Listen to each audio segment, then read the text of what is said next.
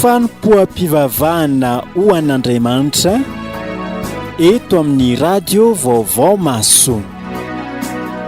Anio iarahantsika amin'ny mpanompon'Andriamanitra Randriamahefa Charles Mivady.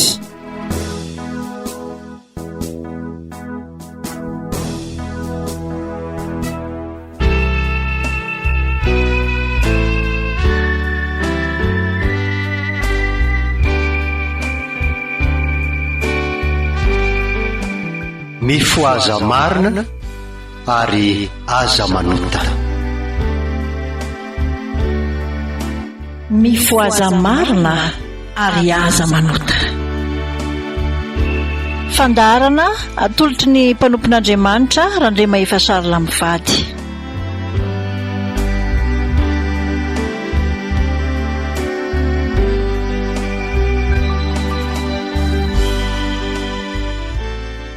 Amin'ny fofeny firavoravoana indray ry havana no hera-pananao amin'ny anaran'i Jesosy Kristy Tompo. Etoana dia faly, tena faly miarahaba-tsika rehetra nahatratra ny Pasika fandresena ho antsika. Misaotra an'Andriamanitra ny amin'izany tsika satria famindram-po izany, izay mbola hampatsiahiva ny Tompo antsika mandrakariva fa maty ho aso anao teo amin'ny hazo fijaliana izy. Ary nandresiny izany fahafatesany izany izy ho fandreseko sy ho fandresenao koa. Dia faly mifampiarahaba-tsika ny amin'izany Pasika fandresena, Pasika fifaliana, Pasika firavoravoana izany, ny amin'izay nandreseny Jesosy Kristy teo amin'ny hazo fijaliana ary andreseko sy andresenao koa amin'ny ady sy amin'ny zavatra ratsy rehetra. Anomboantsika izao fotoana izao dia andehantsika maka ny Salamo 8:30 andiny voalohany ka hatramin'ny fahadimy. Salamo 8:30 andiny voalohany ka hatramin'ny fahadimy. Ndeha ho iaraka vakiantsika amin'ny anaran'i Jesosy Kristy Tompo. Jehova efa nandinika ianao ka nanala ahy. Ianao no malala ny fipetrako sy ny fitsangako, sady mahafantatra ny hevitro eny lavitra eny. Voadinikao ny toetro na mandeha aho na mandry, ary fantatrao tsara ny alehako rehetra. Fa indro tsy misy teny tsy fantatrao eo amin'ny lelako Jehova. Manodidina ahy eo anoloako sy eo anatrehako ianao, ary apetrakao amiko ny tananao. Fahalalana mahagaga loatra izany, eny avo loatra ka tsy tratrako. Amen. Vavaka isika Tompo. Misaotra anao indrindra izay Andriamanitra ray zanaka fa namasinao ny amin'ity andro an'ity indray. Mbola hafahana mitodika eo aminao miantso ny anaranao. Misaotra indrindra ny amin'izay rehetra nitantananao ny fiainanay. Misaotra fa afaka nankalaza soamantsara ny Pasika izay tamin'ny Alahadiny. Saorana ny anaranao satria tsy misy na inona na inona avy aminay tokoa izany fahavelomanay sy fahafahanay nankalaza izany, fa avy aminao ny zavatra rehetra izany tsy tsaharanay. Misaotra sy mankalaza ary manome voninahitra anao fa tsara ianao ary tena mamindra fo aminay tokoa. Indro apetraka eo am-pelantananao mba tsy handalo fotsiny aminay izany nankalazanay ny herinandro masina ny amin'ny nankalazanay ny Pasika izany, fa ahitanay vokatsoa amin'ny alalan'ny teninao tokoa amin'ny fiainanay, ka hamovo tsara izahay, hamovo tsara amin'ny alalan'ny teninao. Dia mankasitraka anao izay Tompo, mba ho velominao aminao mandrakariva ny izahay ary tena hamoho be amin'ny fanomponanao sy amin'ny fitiavananao. Dia amin'ny anaranao ry Jesosy Kristy Tompo sy mpamonjy anay no angatahany zavako izany remetrahana izao fotoana izao, mba ho anitra kasitrahanao, ho feno fanahinao tokoa an'izay rehetra. Saotra Jesosy. Amen. Velona eo amin'ny fiainantsika tokoa ny Tompo ry havana. Ary nandritra ny herinandro masina iny dia nampatsiahantsika ny fiangonana, nampatsiahantsika ny tenin'Andriamanitra ny amin'izany tena ny aretan'i Jesosy Kristy. Fitiavany asa ny fitiavana anao ka na ny aretan'ny fangiry firiana mafy mba hamonjy asa hamonjy anao. ny solo eloka sy ny solo eloka anao na dia izasy ianao aza ny maditra sy mafiatoka dia nanaiky izy isolo azy sy ny solo anao. Isaorana ny anarany amin'izany fitiavana izany ary aoka tsy ho verimaina reny rana ratsaka Jesosy Kristy teo amin'ny hazo fijaliany fa mba ho tena ho raisitsika tokoa ka lala tahotra n'Andriamanitra isika amin'ny fiainantsika manontolo. Amin'ny 7:7 amin'ny FFPM dia misy hira izay milaza indrindra izany nahafoizan'i Jesosy Kristy ny ainy izany ary izy no miteny nahafoy ny aiko aho hanafotako anao. 7:1 ao amin'ny FFPM. Ndao ary sika samy nandratra izany hira izany hira ao anatin'ny fotsika ka tsapatsika tokoa fa tena nahafoy ny ainy ho aso anao Jesosy Kristy. Ndao ary.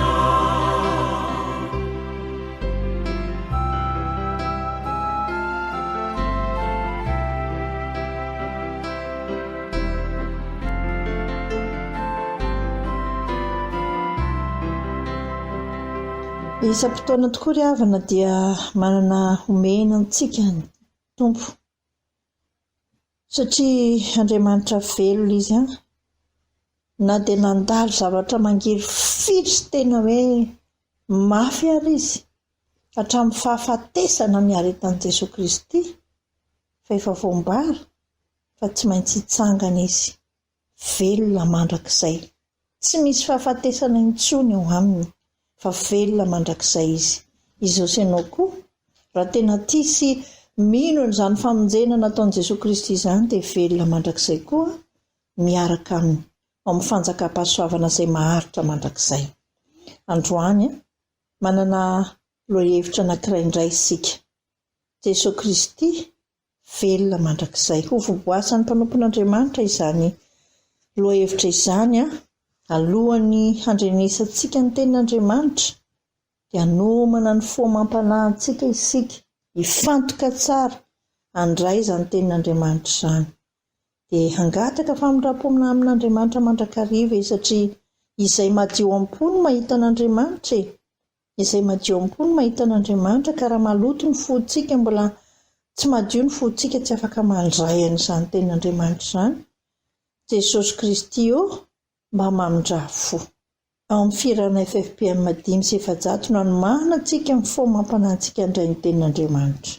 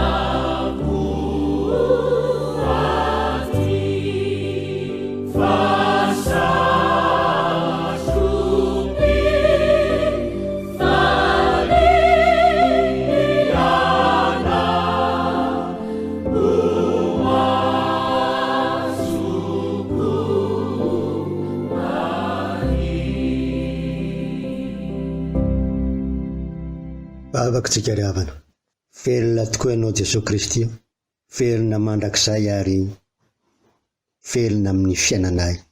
Misaotra anao tamin'ny famonjen-dehibe izay tanterahanao taminay. Misaotra anao fa Andriamanitra tia anay ianao, tsy mijery ny fahadalan'ny fonay ianao, fa namonjy anay ary te hitondra anay amin'ny fahatsarana, te hampandresy anay amin'ny ady rehetra, mba ho voaka mpandresy eo amin'ny fiainanay. Petraka eo amin'ny pelantananao, ny fanananay fahatokinanao mandrakariva eo amin'ny fiainanay, fa ianao rery any no tomponay sy mpamonjy anay. Mbola andreny teninao zahay dia mangataka aminao, sokafo ny foamam-pananay, sokafo ny fitsofiny tsirairay, mba tena nireny feonao ary ampangino zay rehetra feo tsy avy aminao, foka ny sitraponao rery any no tanteraka. Amin'ny anaranao Jesoa Kristy no anaovanay sy angatana izany vavaka izany. Amen. Manantitra indrindra ny fiarabanantsika tsirairay avy ry havana amin'ny fahatratrarana ny Paska, ary dia manonona ihany ny fiadanan'ny Tompo mandrakariva eo amin'ny fiainantsika tsirairay avy. Rehefa malala ao amin'ny Tompo dia mbola ho ampitombona amintsika mandrakariva ny fahasoavana sy ny fiadanana avy amin'Andriamanitra Ray sy Jesoa Kristy Tompo. Amen. Araka ny voalazan'ny mpitarika teo, ny lohahevitra nomen'ny Tompo antsika indray androany dia lohahevitra lehibe tondra fampaherezana ho antsika dia ny hoe Jesoa Kristy velona mandrakizay. Jesoa Kristy velona mandrakizay. Tenin'Andriamanitra tandrify izany ry havana dia ao amin'ny bokin'ny Apokalipsy, toko 1:17 sy ny 18. Apokalipsy toko 1:17 sy ny 18. Rehefa samy nahitan'izany tsika ry havana dia andeha hiara-vakitsika amin'ny anaran'i Jesosy Tompo izany. Ary raha nahita azy aho dia lavo ny akohaka tahaka ny maty teo anoloan'ny tongony, fa izy nanendry ahy tamin'ny tany any ankavanana ka nanao hoe, aza matahotra, izao ny voalohany sy farany, dia ilay velona, efa maty aho nefa indro velona mandrakizay, sady manana ny fanalahidin'ny fahafatesana sy ny fiainana tsy hita. Amen. Ray masonao, mana masinana ny fahamarinana, fa ny teninao no fahamarinana. Amen. Leo hevitra anankiray lehibe ry havana, tena sarobidy raha amin'ny fiainantsika kristianina sy ny fiainan'ny mino rehetra manerana an'izao tontolo izao. Izany leo hevitra men'ny Tompo antsika androany izany. Everina fa tandrify indrindra amin'izao nafahantsika nankalaza ny Paska izao. Everina ihany koa fa tandrify amin'ny fiainantsika andavanandro, izany hoe Jesoa Kristy velona mandrakizay, ary velona eo amin'ny fiainantsika izy, mbola velona ao am-pontsika ho amin'izay rehetra mino sy nandray azy ho tompony sy mpamonjy azy. Andro lehibe izany andro Paska izany ry havana, andro malaza izany ho an'ny mino, dia ilay nahatsiarovana ny tsanganan'i Jesoa Kristy tamin'ny maty, nandresy ny fahafatesana, ary navita ilay famonjena teo amin'ny hazo fijaliana. Vita ny famonjena ry havana, efa nitsangana tamin'ny maty Jesoa Kristy, velona ny Tompo. Fa izao ry havako, asa raha mino an'izany ianao, asa raha mba miatraika ao anatin'ny fonao izany, tsy tamin'ity andro Paska ity ihany, fa ny andro hahavelomantsika mihitsy ry havana. Jesoa Kristy velona mandrakizay. Tsy niafara tao anatin'ny fasana ry havana ny fiainan'i Jesoa Kristy, ka sanatria janona ho rakitra ho tantara fotsiny, fa teo mihitsy ny nanomboka ny sehon'ny voninahitr'Andriamanitra. Dia nisehony ilay voninahitr' Jesoa Kristy, ka nanovana sy nanovana ny tantara ny mpiainan'izao tontolo izao mihitsy ry havana. Dia ilay fantanterahany teny fikasan'Andriamanitra, efa toy izao no tiavan'Andriamanitra izao tontolo izao, no omeno ny zanany lahy tokana mba tsy ho very izay rehetra mino azy, fa hanana ny fiainana mandrakizay. Mba tsy ho very izay rehetra mino azy, fa hanana ny fiainana mandrakizay. Teny fikasana izany ry havana, ary teny fikasana izay nomen'Andriamanitra ho antsika dia izay rehetra mino an Jesosy Kristy ho tompony sy mpamonjy azy. Tsy zavatra kely eo amin'ny fiainantsika izany ry havana, fa mandritra ny androm-piainantsika mihitsy dia miahatra amin'ny fiainantsika izany, satria velona ary mbola velona eo amin'ny fiainantsika amin'ny tompo ry havana. Eto ry havana dia Jesosy Kristy tenany mihitsy no miteny mivantana sy mahitsy amin'izao tenin'Andriamanitra anjarantsika izao.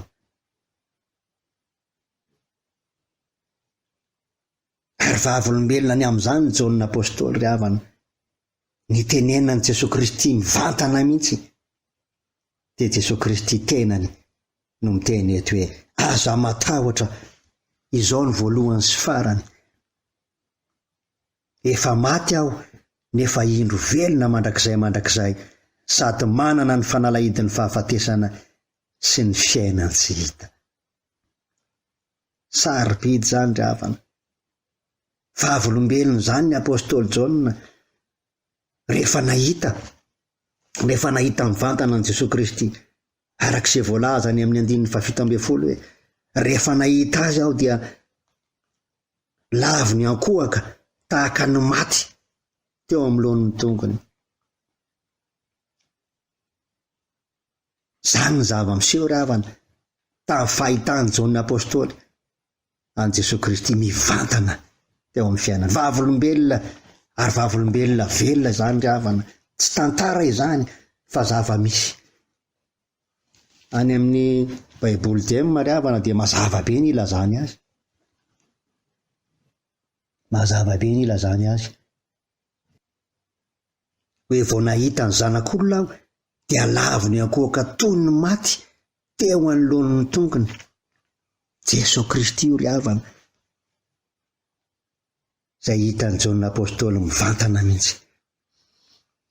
Dia Jesosy Kristy ilay niteny tamin'ny Jaonina apôstôly, aza matahotra ianao, fa izao ny voalohany sy farany, dia ilay velona, efa maty aho nefa velona mandrakizay sady manana ny fanalahidin'ny fahafatesana sy fiainany tsy hita. Ry havana, Jaonina apôstôly izay nijoro vavolombelona ihany koa ary manamafy ka nitenenany hoe izay fantatray no lazainay ary izay hitanay no ambaranay. Izany hoe tena samy joro vavolombelona mihitsy apôstôly Jaonina ry havana, fa nahita maso nanatrika tara amin'ny Jesosy Kristy mivantana ry havana, ary nahazo toky fa aza matahotra, izao ny voalohany sady farany. Androany ry havako, tsy ny apôstôly Jaonina intsony no nilazany Jesosy Kristy, fa ianao mivantana hoe velona aho ary velona mandrakizay.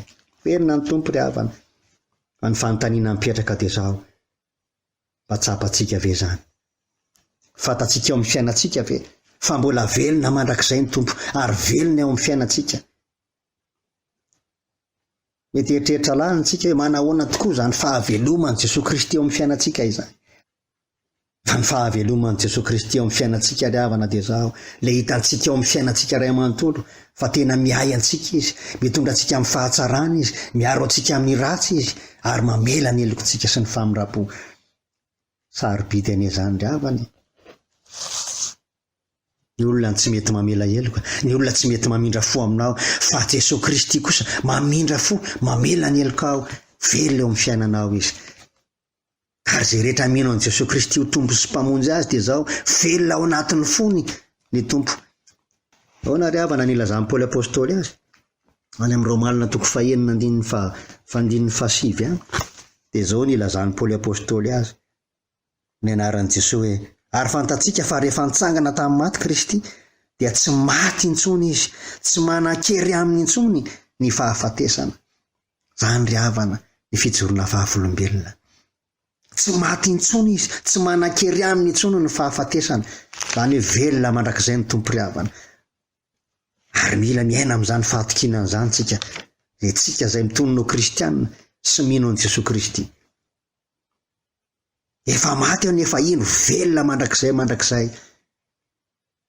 talohan'ny fankalazana ny Paska ry havana dia nankalaza ny herinandromasina antsika le lalan'ny hazo fijaliana, nampahafantarana antsika an'izay lalana mafy indrindra ny ainan'i Jesosy Kristy, ny fitondran'i Jesosy Kristy ny mifangiry firiana indrindra, nampahafantarana antsika izany. Ary ny farany dia zao hoe nomboana teo amin'ny hazo fijaliana izy maty, fa izao kosa niseho ny voninahitr'Andriamanitra ka dia nitsangana tamin'ny maty izy, velona ny tompo ry havana, velona eo amin'ny fiainantsika izy, velona mandrakizay ho azy izay rehetra mino azy sy mandray azy ho tompony sy mpamonjy azy. Androany ry havako, ataovy sarobidy aminao zany tenin'Andriamanitra izany, mba ho raisinao tokoa fa velona ny tompo ary velona eo amin'ny fiainanao, tsy maty intsony izy, efa nandresin'ny fahafatesana izy. Aza adino ry havana fa indray mandeha ihany Jesosy Kristy nomboana teo amin'ny hazo fijaliana, ary indray mandeha ihany no nanatanteraka ny famonjena ho asy anao, fa izao kosa mandrakizay ny famirapon'Andriamanitra, mandrakizay ny fitiavan'i Jesosy Kristy anao, ary mandrakizay zao tontolo zao mianoka amin'izany fitiavan'i Jesosy Kristy izany no famonjena izay vitany teo amin'ny hazo fijaliana io. Tanteraka le teny fikasana nanovany tantaram-piainana zao tontolo zao nahafatesan'i Jesosy Kristy. Ary aza adino ry havana fa ny nahafatesan'i Jesosy Kristy dia fahavelomana ho antsika, ary nitsanganany tamin'ny maty dia zao fiainana ho antsika ry havana. Tsanganan'i Jesosy Kristy ry havana dia zao nitondra fiadanana ho antsika. Tsaroana tsara nge ry havana, fa na dia mirindrina raha mivaravarana dia zao nijoro teo amin'ny lohan'ny mpianatra Jesosy Kristy, niteny tamin'ireo mpianatra eo hoe fiadanana ho anareo. Zany ko nolazaina amintsika ry havana, fa ninina ady entrehantsika, ninina fahoriana mianjady amintsika dia zao manonona manokana ary manonona mandrakariva ny fiadanana ho anao Jesosy Kristy. Zany no azo adino ry havana, ary mampahery antsika izany. Aza variana mijery ny fahoriana, aza variana mijery ny ady ry havana, fa Jesosy Kristy le nitondra famonjena, nanatanteraka ny famonjena, vita ny famonjena anao teo amin'ny hazo fijaliana. Zay mpanjinina ry havana, ny hoavinao mpanjinina dia le hoavy amin'ny fiarahana amin'ny Jesosy Kristy, le velona mandrakizay eo amin'ny fiainanao. Mifalia amin'ny Jesosy Kristy ry havana, fa io ny fanavotana ho antsika, io ny fanavotana ho antsika. Tsy misy olona mavonjy ny tenany eny ry havana, zay dia lazaina amintsika fa tsy maintsy mila ny Jesosy Kristy tsika. Ninona fiodikodonantsika, ninona fidadavantsika famonjena, na ny aman'olona, na ny ampitsabo, na ny amin'ny dadarabe, ny fiafarany dia zao ihany, famonjena dia zao efa vitan'i Jesosy Kristy teo amin'ny hazo fijaliana. Jesosy Kristy le mpamonjy antsika, ary tsy mahafoy na masaraka antsika izy, nahafoy ny ainy teo amin'ny hazo fijaliana. Nafinaritra nge neno nira voalohany iny ry havana, nahafoy ny ainy ny tompo ry havana ho famonjena asy anao. Aza adino zany, tsy amin'izao andro Paska zao ihany no atsiarovantsika an'izany, fa ny andro rehetra iainantsika dia zao tsarovy fa nahafoy ny ainy ny tompo ho asy anao. Efa tafatsangana ny tompo ry havana, velona izy ary velona mandrakizay amin'ny fiainantsika. Tsy maty intsony izy fa velona mandrakizay, velona miaradia amintsika, miara-miaina amintsika. Fa matoky an'izany ve tsika ry havana? Matoky an'izany ve tsika? Ao anatin'ny andro sarotsika zao ry havana, ao anatin'ny fiainana zay mampikaikaika ny olona, dia miakatra ny vidim-piainana, miasatro ty fiainana ity, inona no atao, aiza no ale. Zao ihany ry havako, tsy manana vahaolana ho atolotra ho anao ny mpanompon'Andriamanitra afa-tsy ny fanatonana ao an' Jesosy Kristy lay mpamonjy. Zay ihany ny vahaolana. Fa ninona zavatra karoantsika ry havana dia zao zava-poana ihany zany. Fa soantsika fa manana ny tompo ry havana, le Jesosy Kristy mahay mamelona antsika, mahay manafaka antsika, mahay manavitra antsika ary mitondra antsika amin'le fiainana tsara dia le fiainana mandrakizay. Aza mibanjana ny aty an-tany mandrakariva fa le fiafarana dia le fiainana mandrakizay izay banjinina ry havana. Fa ny fitsanganan'i Jesosy Kristy tamin'ny maty ry havana dia izao manaisitra ny tsy finoana io. Io tsy finoana io nge ry havana ny tena fahotany ary mandringotra ny olona amin'izao fotoana izao. Lasa misalasala ny olona, lasa mihanana ny olona, lasa tsy mitoetra amin'ny finoana intsony ny olona. Fa androany ry havako, ka tsy diso fanantenana ianao, fa nahazo fanantenana ianao fa velona mandrakariva ny tompo. Jesosy Kristy velona mandrakizay ary velona eo amin'ny fotsika, velona eo amin'ny fiainantsika izy, tsy manary antsika izy ary tsy moafy antsika. Fa izay rehetra manonona ny anaran'ny tompo ry havana no vonjena. Aza dino izany. Fa Jesosy Kristy le antoka ny fahasambarana sy ny fiadanana ry havana. Araka ny teny Jesosy Kristy, fiadanana no omeniko anareo, fiadanana no avelako anareo. Tsy tahaka ny fanomen'izao tontolo izao ny fanomeko anareo. Tsarovy izany ry havana. Fa tsy tahaka ny fanomen'izao tontolo izao izany, fanomen'i Jesosy Kristy ny fiadanana izany, fa fiadanana maharitra mandrakizay. Fa izao kosa, fa izay rehetra mitoetra tsara, izay rehetra miorina tsara, izay rehetra manana fihavanana amin'ny tompo, tafaray tanteraka amin'i Jesosy Kristy, izay ny mandray an'ilay fiadanana. Ny olona manam-pitsarana nge ry havana dia izao, ny olona manana fiadanam-po tanteraka, eny fa na dia mandalo ady ary, eny fa na dia mandalo fahoriana aza, dia manana fiadanam-po mandrakariva. Akalaza ny Pasikatsika ry havana. Ho an'ny fiainan'izao tontolo izao izany dia tena fety filana maro samihafa. Ny sakafo, ny filana amin'ny fisotroana. Fa ho asy ianao kosa ry havana dia izao, fampitomboana ny finoana izany, fiorenana tsara amin'ny fanarana ny Kristy izany, mba hahafantarantsika fa tena velona ary velona mandrakariva amin'ny fiainantsika amin'ny tompo. Raha mbola feno fisalasalana ianao ry havana, androany tsarovo ny tenin'ny tompo androany ry havana. Tsy ho an'ny Jaona intsony, fa ho anao, ho aho, izay mitonona ho kristianina, izay mino. Dia Jesosy Kristy miteny mivantana aminao androany, aza matahotra, izao ny voalohany sy farany. Dia ilay velona efa maty aho, nefa indro velona mandrakizay, sady manana ny fanalahidin'ny fahafatesana sy ny fiainantsita. Fanalahidin'ny fahafatesana sy ny fiainantsita ry havana. Izany tonoan'i Jesosy Kristy, dia ilay any amin'ny misy ny maty izany, fa ny hitan'i Jesosy Kristy avokoa, n'aiza ry havana. Mampanantena anao ny tompo ry havana, mampahery anao ny tompo. Fefa maty izy, kanefa velona mandrakizay ao am-potsika izy ry havana. Raha mbola feno fisalasalana ianao, raha mbola feno fianana ianao ry havana, androany miverena amin'ny tompo.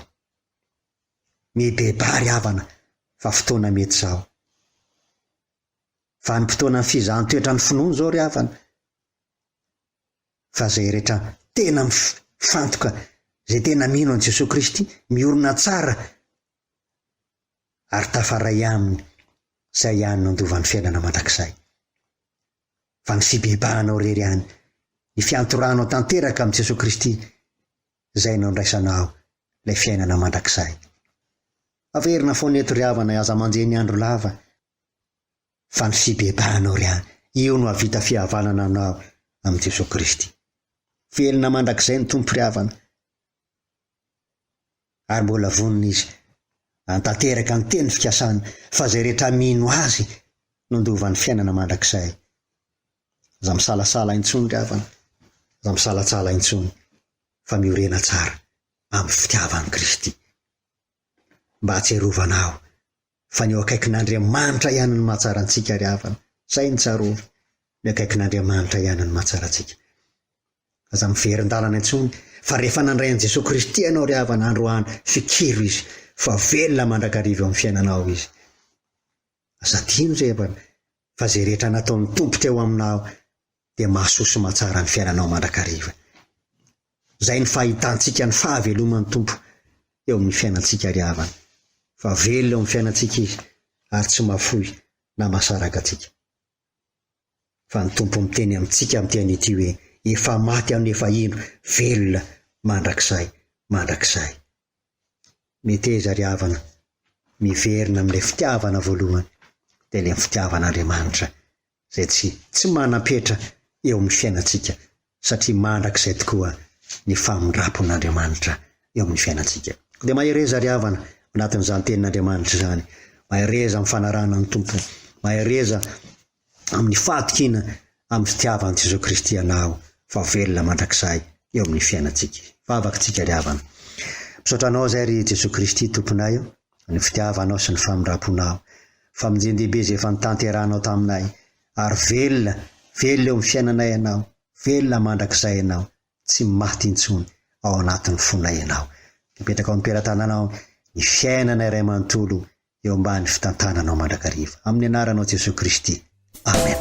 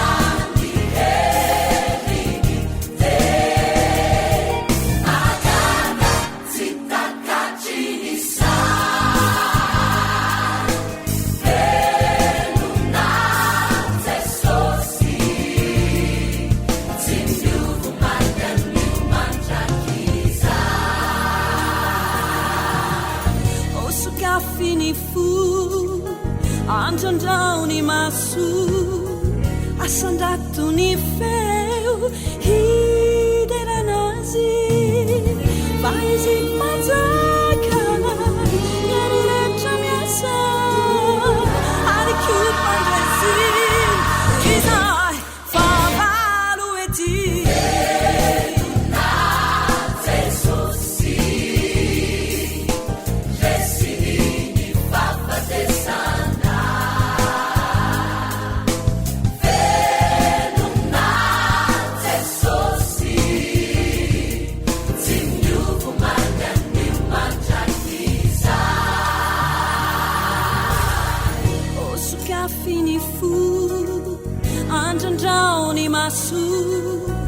asandrato ny feo hideranazy fa izy mpanjaka mieriretra miasa ary kopandrazy izay favalo ety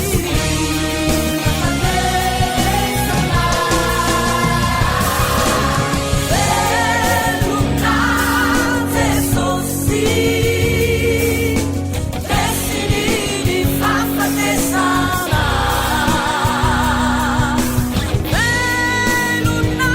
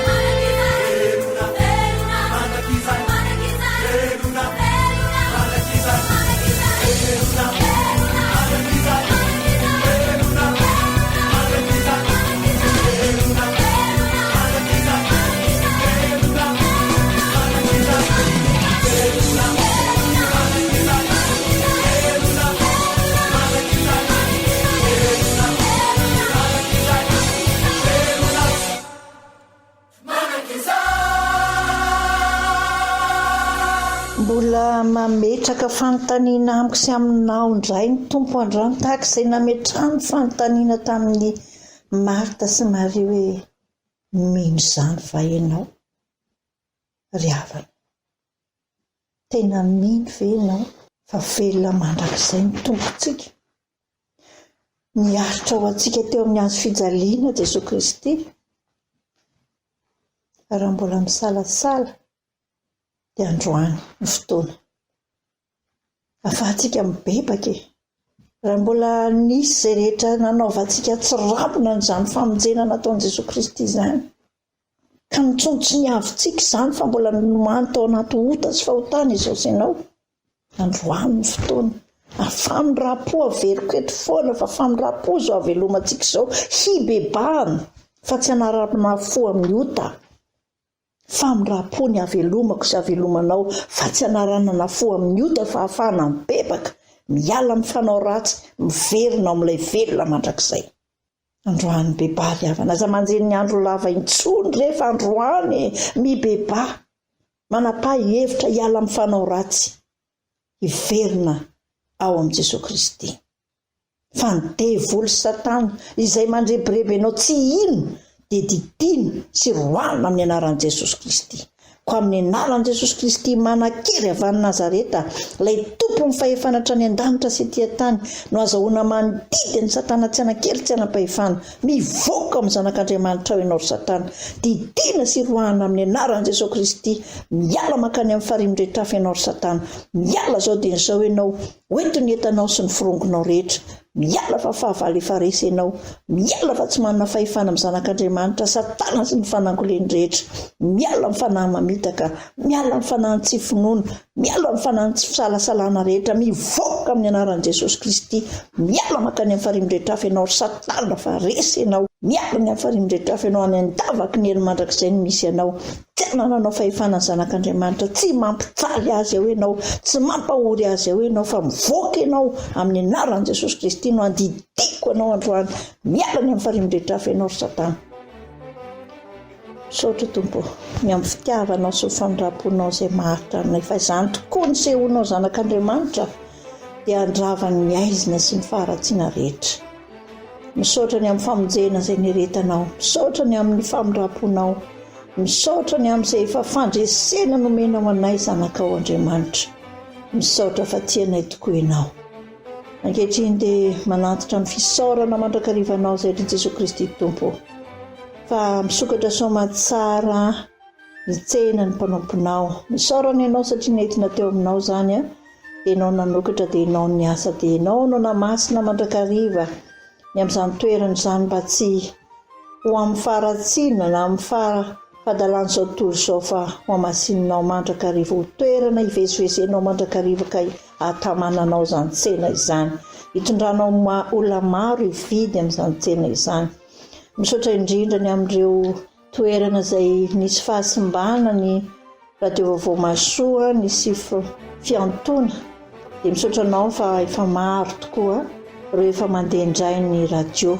Maro mitaraina hoe tsy maheno fo radio vaovao Masoa, nefa mba toko kosa izay fa efa miasa ianao amin'izay rehetra mbola misy tsy mahazo dia ianao mbola hiasa tahaka izay efa natanterahanao ny amin'ny rehefa vita mbola natanterahanao koa ny amin'izay rehetra mbola eo an-dalam-panamboarana.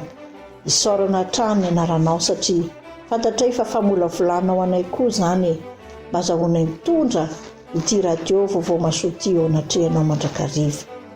Misaotra anao ny amin'ny fitiavanao izay nazahoana valim-bavaka isan-karazany izay efa miraisina teo anatrehanao fa nazao fahavelomana tsy fahasalamana izao azy dia valim-bavaka fa aminao ny rivotra hiainanay ny sakafo sy omenao sy atolotra ao na isan'andro tsy mbola nitsahatra izany fa dia tena mbola miasa mandrakariva ianao isaorana ny anaranao masina fa Andriamanitra tianay ary mamindra fo mandrakariva ianao. Etsy dia mivavaka aminao ny amin'ny fianakaviana izay simba lava ny fiara dia mba olona matahotra an'Andriamanitra tokoa ny no mpamily omenao azy. Menao izany fa manana an'izany izao ianao any. Tena olona matahotra anao ka dia atao mifanena amin'ny mpanomponao mba haiara hiasa aminy amin'izany fiara izany. Dia ianao no nanamboatra ny fiara mba tsy ho simba intsony. Misaotra anao ny amin'ny fitiavanao, amin'ny famindramponao mba ho tanteraka ny fikasana hiasa ny ivelany. Ianao no mahatanteraka an'izany raha sitraponao ka hiazomanao ny olonao izay no angatahana aminao tompo. Raha mahasoa azy izany ka hiazomanao azy tsara eo aminao fa tsy sanatria hialany aminao dia tanterao izany. Rehefa tsy mahasoa azy dia manana hevitra hiverana azy ianao, hevitra hatonga fiadanana fa tsy loza. Tsarovy ny mpanomponao izay mitsabo marary avy lavitra entina ho any an-tanahy, entina eto an-tanahy mba tsy ho ela dia ho sitrana tokoa. Tanao ny fikarakarana nety manana ao anatin'izany tena sarotra amin'izao vanim-potoana izao. Nefa tsy sarotra rehefa eo aminao tompo fa dia mivavaka izahay eo nety manana rehetra hitsaboana ny marary ianao koa no andrea-tanana ny fanasitranana satria nidiakapoka taminao ny fanasitranana ao anay dia manana anjara amin'izany koa ny mpanomponao. Dia mivavaka aminao izahay tompo ny amin'ny olona anankiray fianakaviana iray izay nanany olona vola sady mandalo ady sarotra.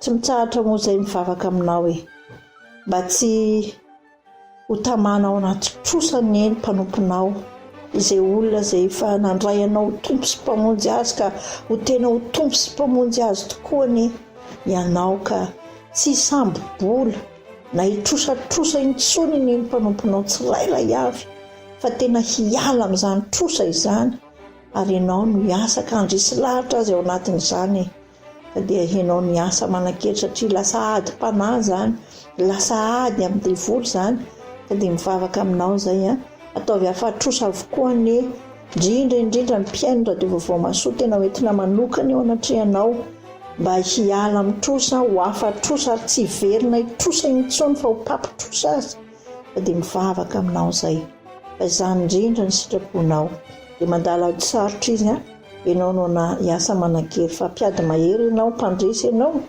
dia hampandresy n'izany mpanomponao izany. Mivavaka aminao izay ho amin'ny marary rehetra izay hitanao amin'izao vaninandro izao, reraka ny fon'ny olona, marary ny olona. Mivavaka aminao izay mpahireza ny marary ampahireza izay trotraka sy efa tena miraviravy tanana amin'izao andro sarotra izao.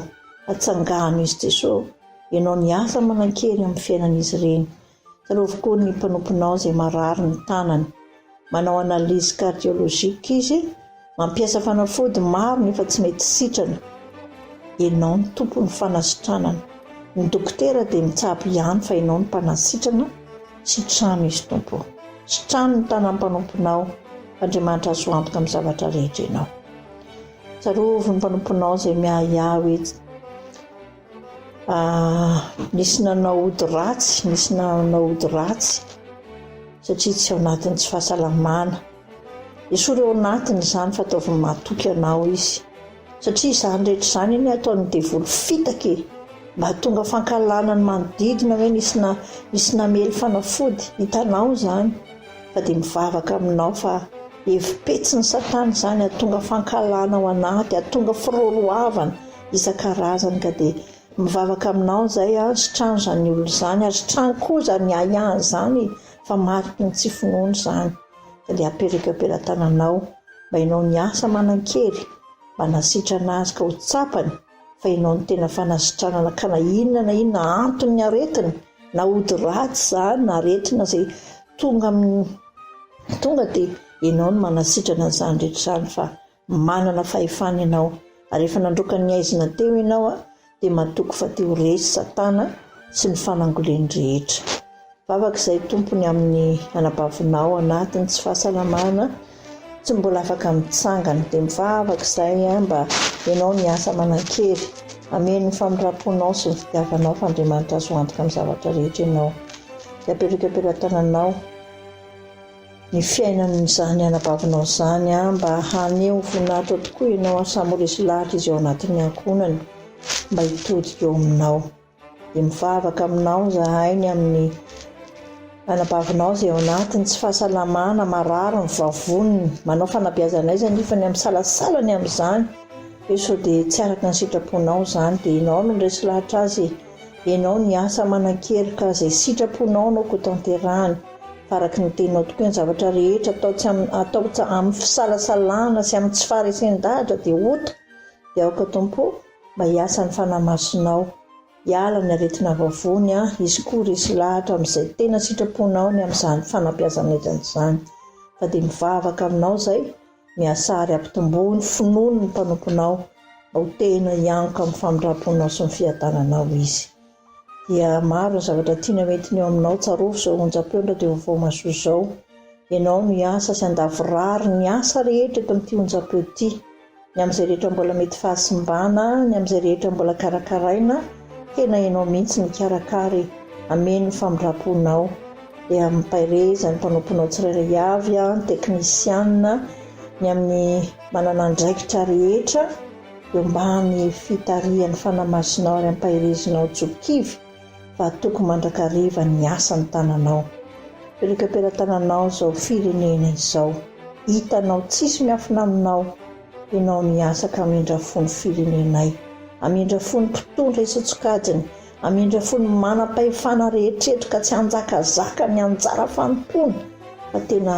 atsiaro tokoa ny amin'izay rehetra ampindraminao azy zany fahefana izany ka tsy anjakazakany amin'izany fa dia mivavaka izahay mitalao aminao fanamasinao ihany afaka maharesy lahatra amin'izany tsarovo ny fiangonanao tsarovo tompo mba hitena hitoetra mandrakariva eo tongotrao mandrakariva ny fiangonanao mba tena hitory sy ilaza ny fahatsaranao ny fijarazany tsara marina eo aminao dia apetraka eo ampelan-tananao izany fiangonana efa naorina tamin'ny anaranao izany dia samy hianoka amin'ny fitiavanao avokoa ny malagasy rehetra dia amin'ny anaranao ry Jesosy Kristy tompo sy mpamonjy anay no angatahana rametrahana feno izany vavaka izany sotra raha eo amen izay tena ny bebaka marina ka nanapa-kevitra tamin'ity androny ity hiala amin'ny fanao ratsy hiverina amin'ilay tena fiainana dia Jesosy Kristy raiso amin'ny finoana sy fanantenana izao famelan-keloka omen'ny tompo mpitsara marina izao hoy izy matokianaka voavela ny elokao raisonao ny fanamasina ankahery ianao ampianatra anao ny fahendrena rehetra ny fitiavan'i Kristy sy ny fiadananao aminao amen rainay izay ny an-danitra ho masinana eny anaranao tonga ny fanjakanao taony ny sitraponao ety an-tany tahaka ny an-danitra meonay ny anasaza ao anay ary mamelany elokay tahaka ny amelanay izay meloka taminay aza mitondra anay amin'ny fakapanahy fa manafanay amin'ny ratsy anao ny fanjakana sy ny hery ary voninahitra mandrakizay amen misaotra an'Andriamanitra lehibe tsika ry havana fa Andriamanitra tena mamindra fo tokoa ny Andriamanitra izay vavantsika fa androany dia tena feno ny fitiavany feno ny famindram-pony fa nahazo ny teniny sika ka nilazany fa Kristy velona mandrakizay ny Kristy izay vavahako sy vavahanao tena famindram-po izany mampatsiahy mandrakarivany amin'izany fahavelomana mandrakizay izany ka tsy hifikirantsika amin'ny fahotana tsy hifikirantsika amin'izay mandalo eto amin'izao tontolo izao fa hifikirantsika amin'ilay Kristy velona mandrakizay misaotra azy ny amin'ny teny izay nomeny ary tsy ny amin'ny teny ihany nomeny tamin'ity androny ity fa nanaiky izy namindra fo amiko sy aminao ka natohina ditra ny foko sy ny ditra ny fonao izay tsy fahombiazana sy izay rehetra fa raha tsitsika dia efa nentina teo aminy dia nety izy androany namindra fo ka nilaza ny famelan-keloka ho aso anao dia aza misalasala tsony fa efa voadio ianao voadio efa voavela elo ka tahaka ny tsy nanota isika ka dia amin'izao sisa izao tokoa aza manota intsony fa efa voadio isika tamin'ny rahany zanak'ondry izay efa namelany eloko sy namelany elokao. Efa nozarainy teto ny fanany masina nomeny aso nomeny anao mba azahoantsika mahafantatra isan'andro san'andro manoro lalana antsika ary mampihetsika antsika ny amin'ny fahatsarana mandrakarivo ka tsy hanaonao fonontsika satria miasa ao anatiko sy ao anatinao ny fanan'Andriamanitra izay nozarainy tamiko sy taminao tamin'ity androny ity. Ny fiadanana izay tsy raisin'izao tontolo izao izany ory sy tebotebo no an'izao tontolo izao fa androany koa nomeny aso nomeny anao ny fiadanana nozarainy izany fiadanana izany ho aminareo ny fiadanana dia raiso amin'ny finoana izany dia hiantoka amin'ny fiadanan'i Kristy izao sy ianao amin'ny androm-piainantsika rehetra dia manomboka etỳ an-tany izany manomboka etỳ an-tany dia efa hiantoka amin'izany fiadanana feno fifaliana izany ny foko sy ny fonao dia isaorana ny anaran'ny fafitiavana izany fa mirapo mahagaga avy amin'izany ka dia ankasitrahana ny tompontsika ny amin'ny fitiavany antsika maharitra mandrakizay. Amaraparana ny fotoana isika riavana arak'izay nambara tamin'ity androny ity fa velona Kristy velona mandrakizay izy. Ao amin'ny firana katolika dia misy hira tena milaza ny fahavelomany izany Kristy Jesosy Kristy ilay tompontsika izany. Kristy velona, Kristy zanaka. Nda ho ary sika hira sy hivetan'izany hira izany mba hahavelona mandrakarivo ao anatintsika ny fahavelomany Kristy ao anatiko sy ao anatinao. Nda ho ary.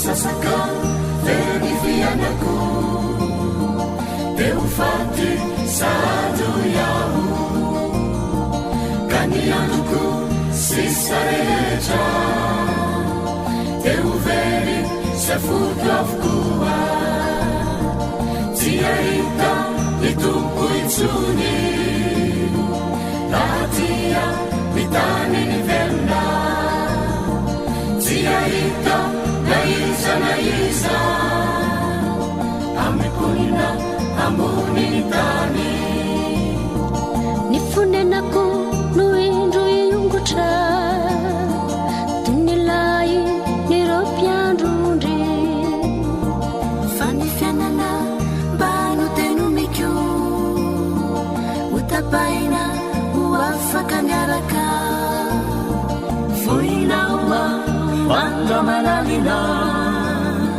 nararecho mandramalalina Masahala bidau mesiliula Mana mundu mitana kurecha mitaraina dosidisidina mituluko tovurmailana enivizanga janjani masuku tumpuoli yachafamzali ariinno anefalmamaraku fayanamnu nanawansahu enisuraku iyaniniyanjuku namagidya sizani fiyanaku saul fanangana kufelna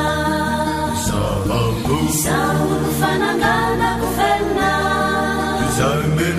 Zaimenuai namatia sabula ufenda Zaimenuai bula ufenda Zaimenuai namatia sabula ufenda Zaimenuai bula ufenda Fanifuku mitoky aminao kasitrano aho tompo velomby osony anjarako namangida iza efa nitiko azavela ufatinilako azatawe mimbasoni utako Sini mati novina novina Nani lasa nua famidera Fasatira mitita ngendavaka Tena tena nifaha marinana Fanivena taka isamu Numiderasi misautanau Kaniraya isewanzanani Fatemana tukuianamu Kuavia itumkuavia Navunzewa ureka mbilu Neisaucha iratiansija Latizi sivenu nisija Fanumenfa esendan sanani Tenirai bikuni fanaini Saun fanagana kufenda Saun fanagana kufenda Salmenuai na matiaza mula ufenda Salmenuai mula ufenda Salmenuai na matiaza mula ufenda Salmenuai mula ufenda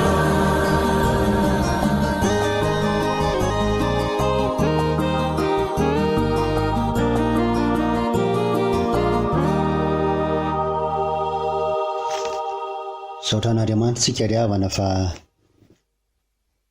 tsy mba navelany koa zao diso anjara tamin'ny fiderana sy ny fankalazana ny fahaveloman'ny tompo eo amin'ny fiainantsika. Tsarovy ten'Andriamanitra tamin'ny teny hoe velona mandrakizay eo amin'ny fiainantsika ny tompo ry havana.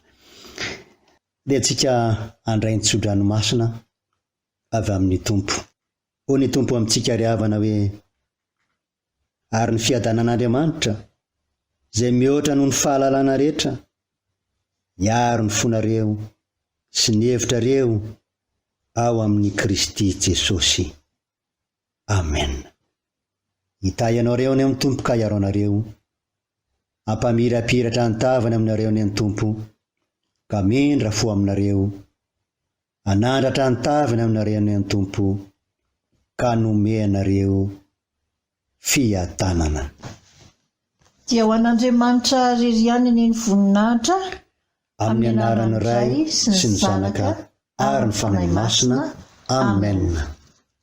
Ny laharam-pifandraisana azahoantsika mifandray amin'ny mpanao fandaharana dia 034 034 69 115 94 034 69 115 94 na 033 11 659 17. Mirary ny fiadanan'ny tompo aminao sy ny ankonanao rehetra. Amen.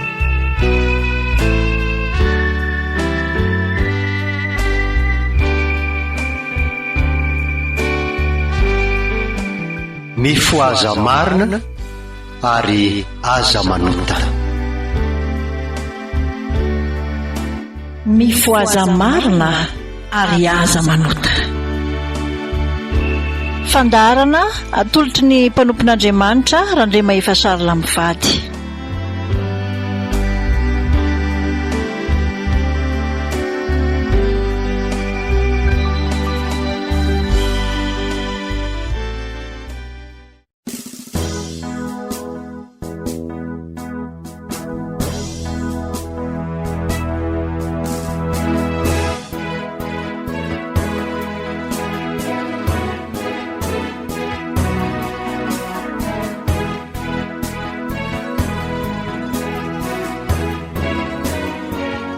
Renareo teo ny fanompoam-pivavahana ho an'Andriamanitra teto amin'ny radio vaovao maso.